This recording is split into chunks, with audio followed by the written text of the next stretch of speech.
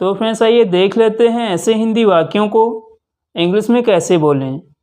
जैसे अब तक तो चला गया होगा, अब तक तो सब सो गए होंगे, अब तक तो उसकी शादी हो गई होगी। तो जिन हिंदी वाक्यों में हमें बोलना होता है अब तक तो ऐसे हिंदी वाक्यों को इनसे बोलने के लिए बाई नाउ का यूज किया जाता है। इसका मतलब होता है अब तक। इससे सेंटेंस बनाने का रूल है, सबसे पहले आप सब्जेक्ट लिखेंगे और उसके बाद लिखेंगे मस्ट हैव, और फिर जो वर्ब होगी उसकी थर्ड फॉर्म लिखेंगे और लास्ट में लिखेंगे बाई नाउ।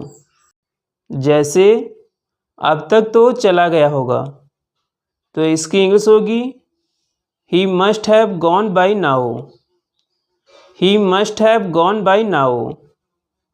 नेक्स्ट सेंटेंस, अब तक तो सब सो गए होंगे, तो इसकी इंग्लिश होगी everyone must have slept by now, everyone must have slept by now.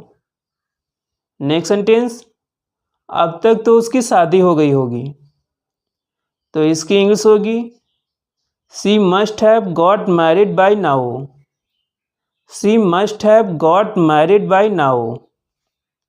Next sentence, अब तक तो उसने सबको बता दिया होगा, तो इसकी इंग्लिश होगी she must have told everyone by now, she must have told everyone by now.